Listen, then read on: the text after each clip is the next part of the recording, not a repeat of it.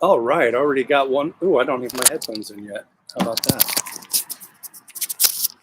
Hello there. I have the wrong buds in. I was, of course, listening to Democracy Now! As I was getting ready, because that's how I roll. Hello, good evening. Welcome to the Daily Faded. I'm Hetz, and I'm here to talk about politics and news tonight.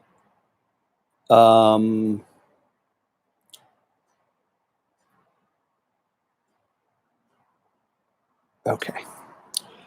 So, all right, fantastic. We already have 3 people. If I can get 3 likes, that would be really awesome. It's not too much to ask.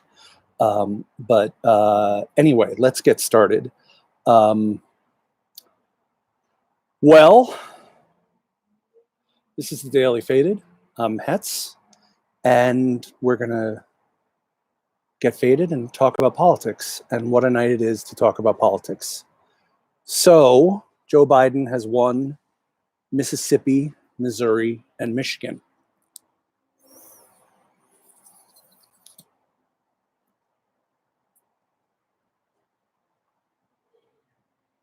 And that gives us the question, is this the beginning of the end, or is it the end of the beginning? And I'll get into that in a little bit. I think that the race is probably over for Bernie Sanders. I don't want to say that because I support Bernie and I want him to be the next president. So it's hard to say that. But with Biden winning Michigan, which was the big delegate haul of the night, and it looks like he's winning it fairly well, the math seems nearly impossible. I mean, the math seems nearly impossible for Bernie at this point. I do not believe he should drop out. I hope he doesn't drop out. I think that he should, at a minimum, stay in through next Tuesday when we have I think, 5 more states voting. And he should demand that the debate on Sunday still happen. There are going to be calls for him to drop out. There are going to be calls to cancel the debate. And I think that's wrong. And I think it's really important that Bernie have that debate with Joe Biden on Sunday. And I will get into why in a minute. I'm just making a note for myself here. So let's take a look. This information is a little bit old, a couple hours old, but I thought it was interesting to look at, and I thought it was very telling. So Joe Biden won Mississippi, Missouri, and Michigan. I think we all thought he would win Mississippi and Missouri, although Hillary Clinton only won Missouri by 2 points in 2016. So it's not like Bernie had gotten blown out there 4 years ago.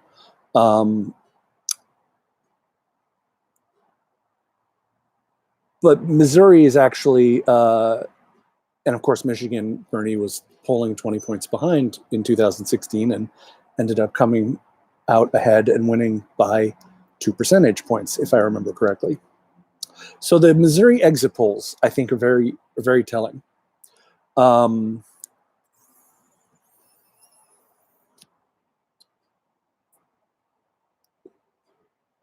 If you have it, smoke it or drink it, whatever you like. I prefer you not shoot up while you watch this live stream, but please smoke with me or have a drink. Do whatever you need to do. Self-care is very important in times like these. So the Missouri exit polls, voters aged 18 to 44 were 30% of the electorate, and voters aged 45 and older were 70% of the electorate. The 18 to 44s went 68% for Bernie, and the 45 and older went 71% for Joe Biden. So it's a clear generation gap. It's a clear generational conflict within the Democratic Party and on the so-called left. And I say so-called because I don't really know what the left, I don't know what left means anymore. because there are so many people who consider themselves on the left who don't seem like they're on the left to me. So the so-called left. But we've got a generational conflict, under 45 overwhelmingly support Bernie Sanders, over 45 overwhelmingly support Joe Biden. And when 70% of the electorate, 70% of who showed up to vote, of the turnout, is that group that supported Joe Biden, you get what we got tonight in Missouri. Cenk Uygur, I was watching the TYT election results coverage, and Cenk Uygur made an interesting point, which was that it's also the dividing line of who gets their news from TV and who gets their news online.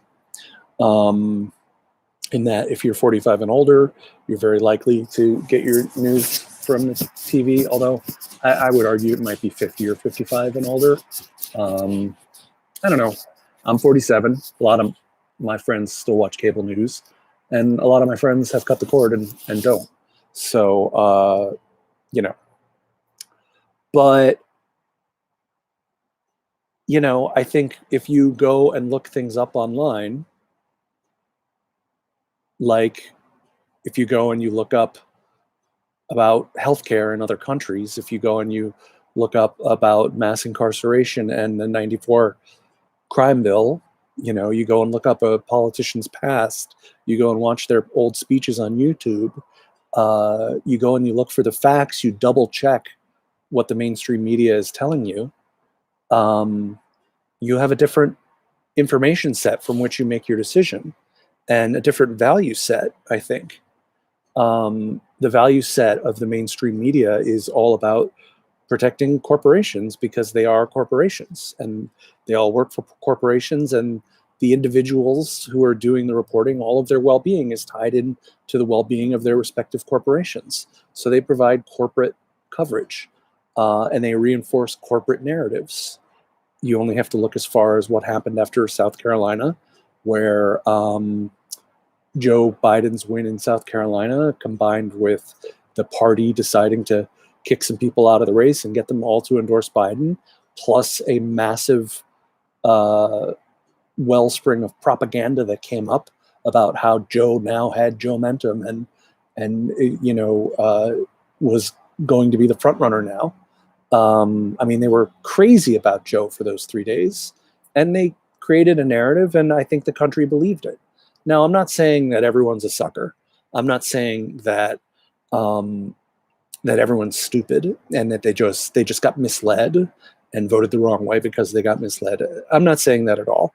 I do think it's obvious that the mainstream media is biased against Bernie Sanders, and anyone who refuses to acknowledge that is simply refusing to acknowledge what is factually correct and evident. But I'm not saying, that Bernie Sanders lost because of the mainstream media. No, Bernie Sanders lost. This was a more fair fight than 2016 because, to the best of my knowledge, Joe Biden's team is not running the DNC, although they might as well be, seeing as Tom Perez is a Obama henchman, and Obama seems to be calling a lot of the shots behind the scenes right now. But no, I think the media is rigged in favor of the consensus corporate candidate, and that was everyone except for Bernie and to a lesser extent Warren. But I don't think Bernie Sanders got a fair shot. I really don't. But he got less votes, and I believe in democracy. I don't believe we have a democracy, but I believe in democracy, and I want to apply democratic principles in my life and in my society and in my country. So Joe Biden got more votes tonight than Bernie Sanders, and probably got enough more votes that maybe it's not impossible for Bernie Sanders to win, but it's probably impossible at this point. I think that also Washington State just closed a couple of minutes ago. Wow, how about that? More than 1,000 people in the US have now tested positive with coronavirus. That's exciting. I'm just checking the Washington results to see if there's anything on the New York Times election page. What do they have here? Come on. What the hell? Sanders is ahead in North Dakota.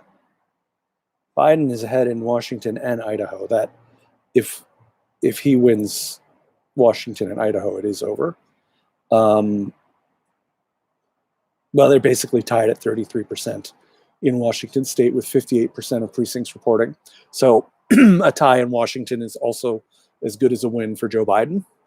So look, I think that the biggest takeaway for me is that a big part of Bernie's appeal in 2016 was that he wasn't Hillary Clinton. And a lot of people didn't want Hillary Clinton to be the nominee. They didn't like Hillary Clinton. She had the second least high favorable rating of any presidential candidate in modern history.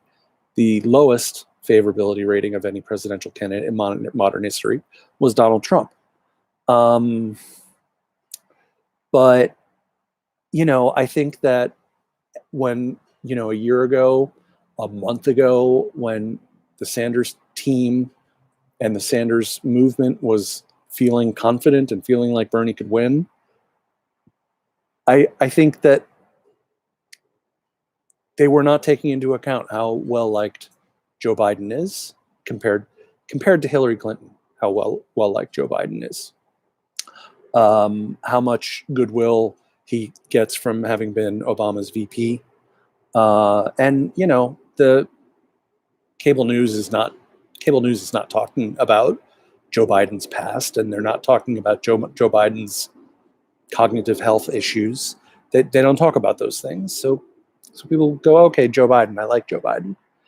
The other thing too, as it relates to Michigan, that's super important to remember, is that Hillary Clinton had no claim on the auto bailout in 2016. Joe Biden has a claim on the auto bailout. So I think the auto bailout obviously meant a lot to Michigan. And I think that may have made it inevitable that Bernie was going to lose Michigan this time around.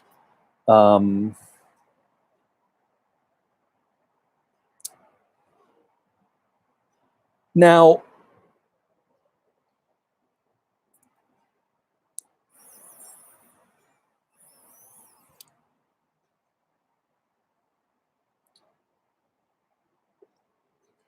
I hugely appreciate your patience while I puff. Thank you so much.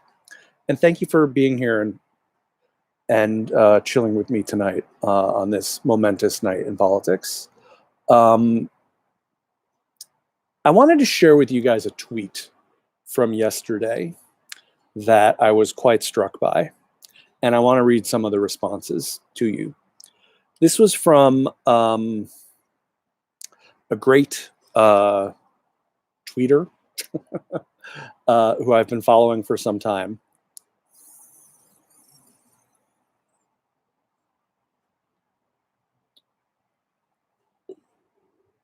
I don't think try as hard as I can, I'll be as stoned as I was last night.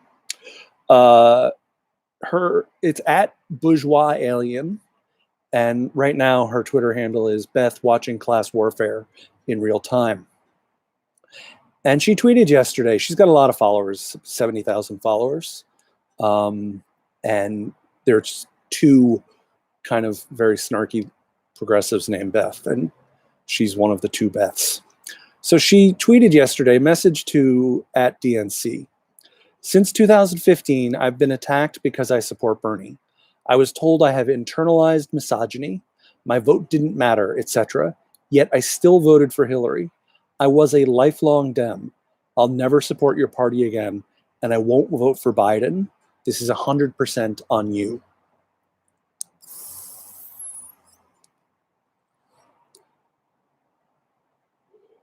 Now that might sound harsh to you. That might sound, well, it certainly doesn't sound blue no matter who.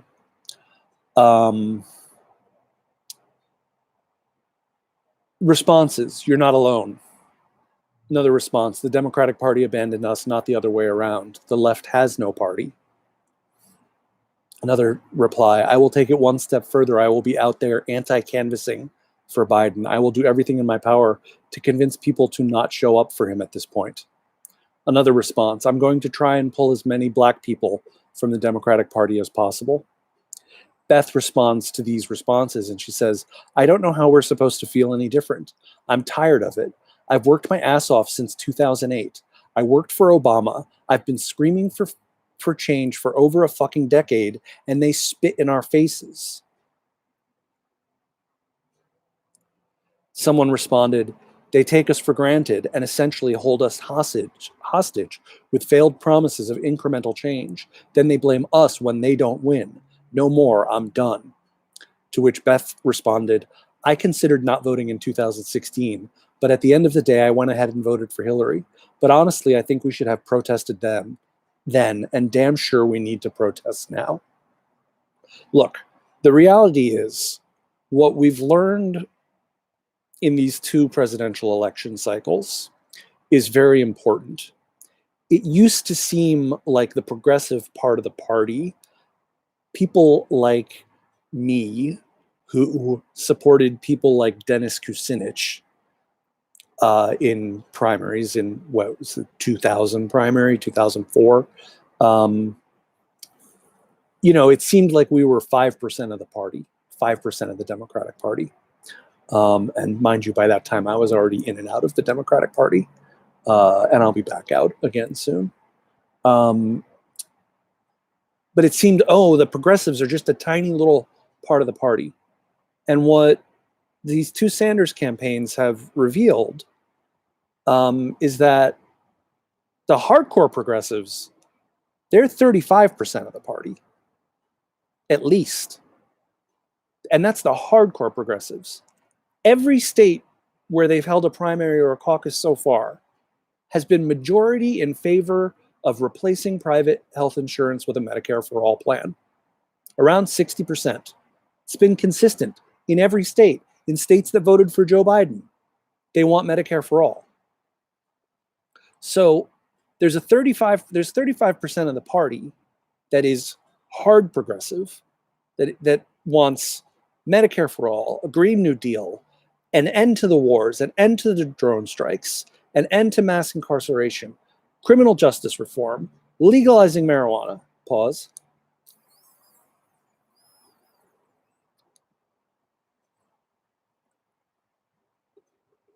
Why smoke weed and talk politics? Because I can. Anyway, so we've got this solid chunk of the Democratic Party who are people who want a real left agenda. And then you have another part of the party, let's call it another 25% at least, who are the people who go, yeah, that Medicare for all doesn't sound like that bad of an idea. They're not people who would call themselves socialists or social democrats. They might not be sure about canceling student debt. They may not know how they feel about foreign policy, but they think maybe we should be out of Afghanistan. But they lean progressive. They don't lean center. They lean progressive because they're working people, and because the progressive agenda is the working people's agenda. Because they have healthcare costs that they need to go down. Because they have education costs or student loan costs. No, people absolutely have to go vote on Tuesday. Thank you for asking me that question. People absolutely have to go vote on Tuesday, and it's not over yet. It's not over yet. But it looks like it's over. But my point is, we found each other. And it wasn't just Bernie Sanders that helped the progressive movement coalesce and find itself. There are antecedents that go way back. But in the modern context, in the recent context, I think it begins with Occupy Wall Street.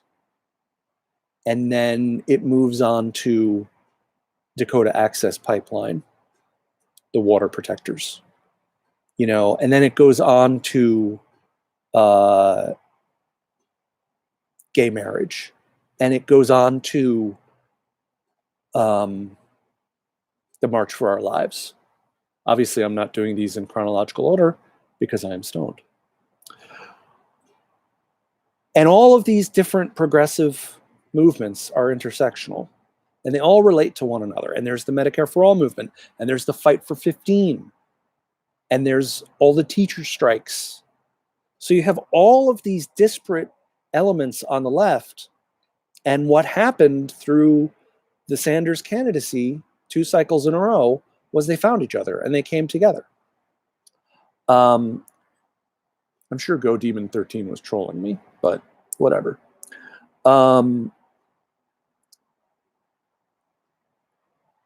so that breeds solidarity, and that encourages enthusiasm, and it breeds passion when you have comrades, when you have people who agree with you, people who are fighting for the same thing that you're fighting for. And that makes the defeats harder. But it also feels different. So in 2000, I couldn't sign on to 4 more years of Clinton Goreism. I couldn't do it. Again, my vote doesn't matter. I live in California. I'm a superfluous voter. It's always going to go to the Democrat. So my vote literally doesn't matter in the presidential election. So I vote how I want to vote. And I couldn't handle how right-wing a president Bill Clinton had been. And I'll go off on that some other time. And I could not believe how far right Gore was running in 2000. And I thought he ran a terrible campaign. And I actually thought Bush ran a better campaign. And I don't compliment Bush very often. But I still remember those debates. Gore was terrible in those debates. And he was debating a monkey. I mean, give me a break. But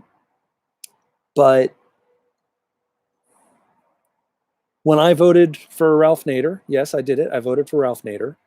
I felt pretty alone doing that. And there was a lot of hate towards anyone who voted for Ralph Nader. And I had to live with that hate, and I had to live with it on my own. But now I go on to Twitter and I read Beth, and I read all of the people responding to her, and I agree with them. That's how I feel. That's how this feels to me. So I said if they stole it from Bernie Sanders, I would never vote for another Democrat the rest of my life. We'll see about all that. But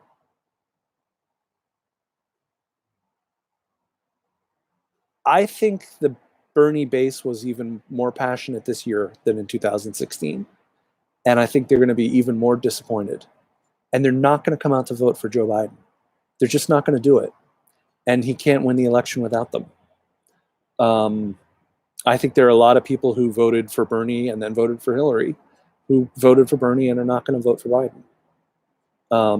In part because Biden's record is worse, and Biden is a worse candidate than Hillary Clinton in that he doesn't know what he's talking about, and he doesn't know what day it is, and he doesn't know what state he's in. In other ways, he's a much better candidate than Hillary Clinton.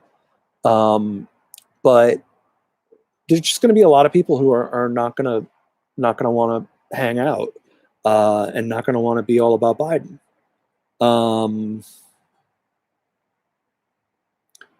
Yeah, Joe Biden took command of the Democratic race and called for unity with Bernie Sanders.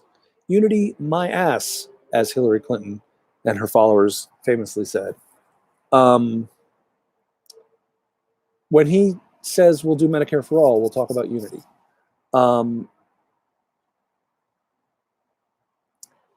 Anyway, so that large chunk who's being told that you have to choose the lesser of two evils again, and has chosen the lesser of two evils over and over and over again. And the one time when we didn't choose the lesser of two evils was Barack Obama, and we got shafted by Barack Obama. We got shafted. He was not a left president. He was a moderate Republican. He said so, and he said so himself, that he governed as a moderate Republican. And that is a fact. You can look up the video on YouTube if you want.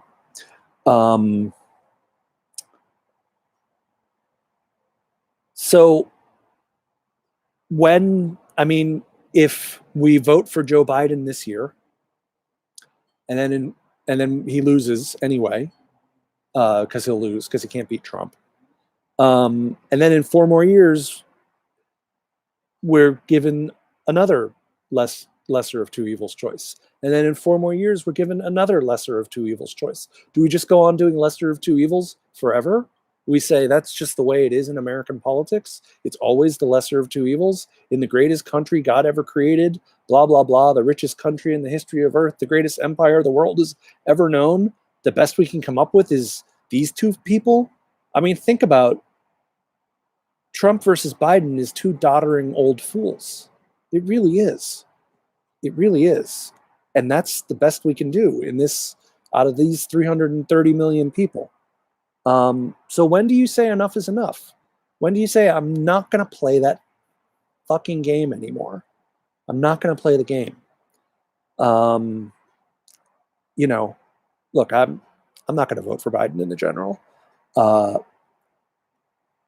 don't know what my stance on Biden is going to be going forward, but I'm not going to vote for him in the general. The real tragedy to me is that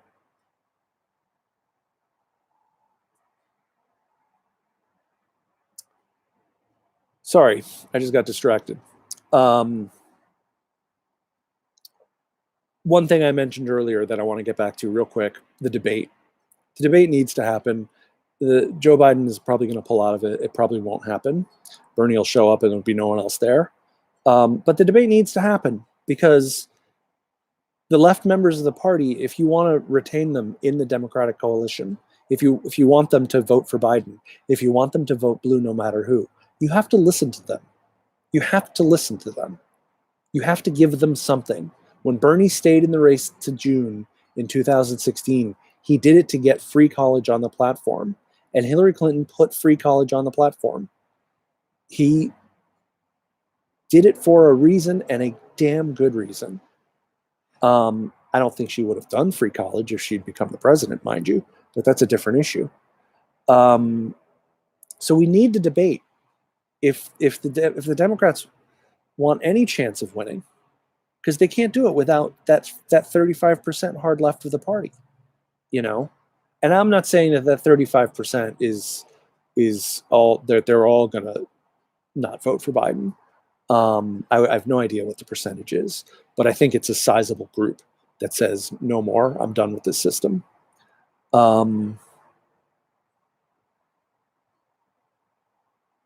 But even if Biden wins,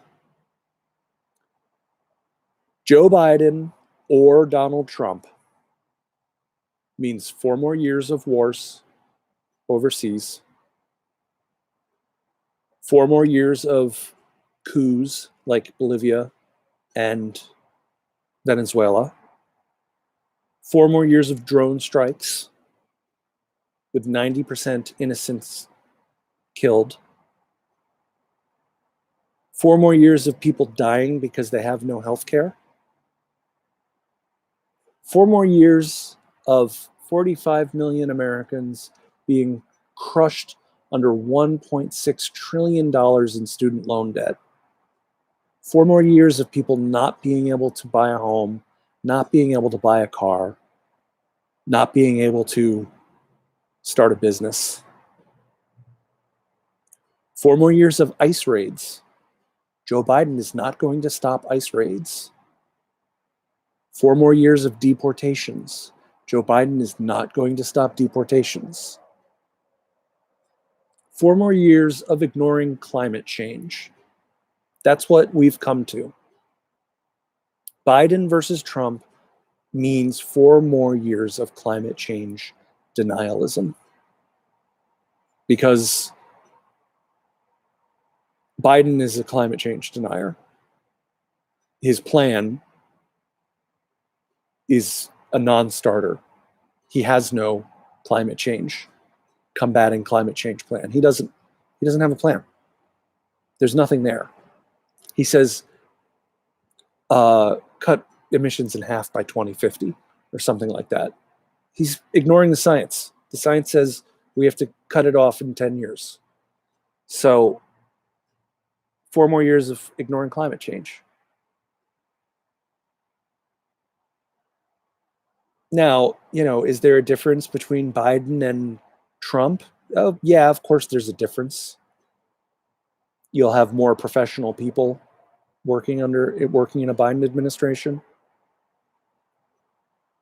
than in a Trump administration. But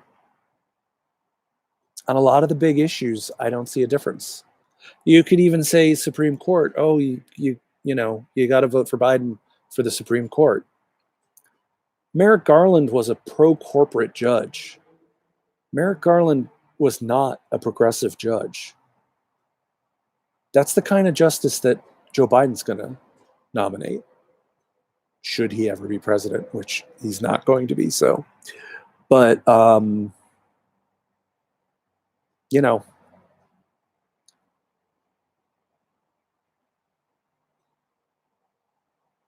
now I'm thinking too deeply. Sorry for that long pause. I know that gets boring to watch me pause, but this is depressing because Bernie Sanders, I do believe, could have beaten Donald Trump. I don't believe Joe Biden can beat him. I don't think he's got the mental faculties to do it.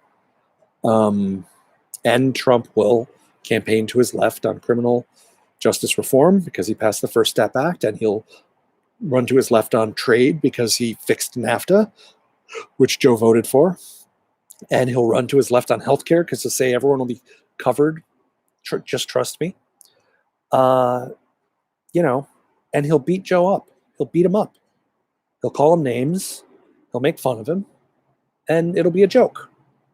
I think it'll be a joke. I think history will look back on Trump's margin of victory in 2020 and be astonished. Be astonished. So I had several other things to talk about, but they are going to have to wait. This has been the Daily Faded.